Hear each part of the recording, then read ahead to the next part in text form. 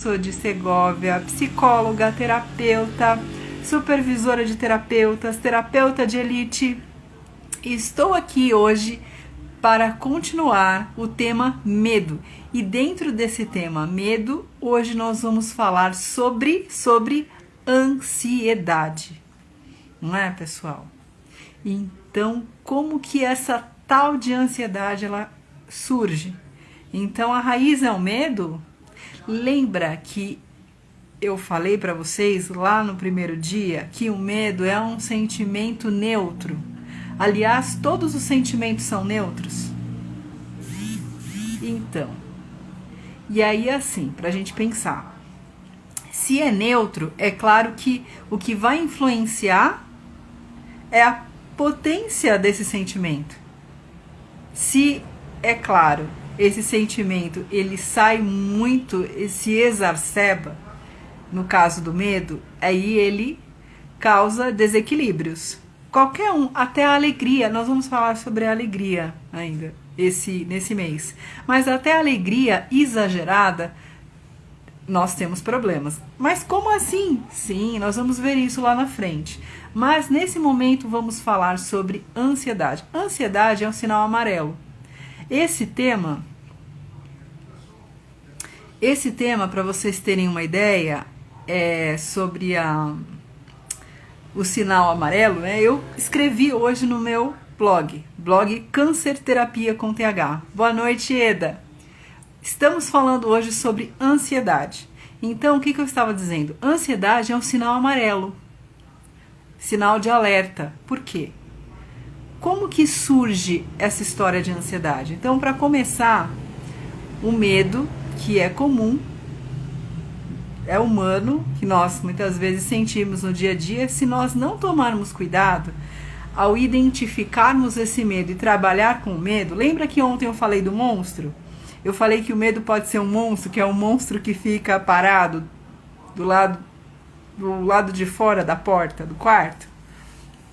Eu tô no quarto agora. Então, mas eu sei qual é o monstro que tá lá fora. Eu já reconheço o meu monstro, que nós precisamos reconhecer os nossos monstros. E não é um só, às vezes é mais de um. Então, a primeira coisa que a gente precisa ter cuidado é essa questão de identificar mesmo. Vamos identificar quem tá lá, quem é ele, qual é a intensidade dele, o porquê que está lá. Né? Por que esse medo ele tá aí, tá assustando, tá prendendo a gente? Há quanto tempo? Isso é importante também. Quanto tempo faz? A internet tá ruim, Simone, mas depois você vai ver, viu? Depois vou deixar gravado aí. Vocês estão me ouvindo, né? Dá um okzinho aqui. Então, o que acontece? Quando nós começamos a sentir esse medo começa a crescer, nós não identificamos ele. Aí vem a insegurança. A insegurança... Boa noite, Inês. Seja bem-vinda. E aí nós estamos falando sobre a ansiedade, olha só, né? Um tema legal. A Simone tá ouvindo, que legal. Andressa, que bom. Muito bom tê-la aqui com a gente, nessa mini live. Mini live de Setembro Amarelo, mês da prevenção ao suicídio, cuidado com a saúde mental, que para nós, não só para nós pacientes oncológicas, mas para todos nós, né? Para todos nós é super importante nós termos esse controle, essa identificação. Então vamos lá, voltando lá, falando do medo. Ontem falamos que o medo, quem não viu a mini live de ontem, tá aqui, pode procurar aqui na minha grade aqui do Instagram. Então, nós falamos sobre o monstro, que é a semelhança do medo como um monstro de trás da nossa porta. E nós estamos dentro do nosso quarto, entre quatro paredes, e tem um monstro lá fora, e nós precisamos identificá-lo e saber o que vamos fazer com ele. Boa noite, Reginaldo, seja bem-vindo. E precisamos saber o que vamos fazer com ele. Vamos identificar quem é ele, há quanto tempo que ele está lá, o que vamos fazer. Vamos conversar com ele, vamos agredi-lo, vamos procurar por ajuda, vamos chamar a polícia, terapia, Polícia terapia, gostaram, né? Vamos procurar por ajuda para aprender a lidar melhor com esse medo, com esse monstro que está lá fora. E se nós não aprendemos a lidar com ele, o que acontece com ele? Ele gera uma sensação de insegurança muito grande.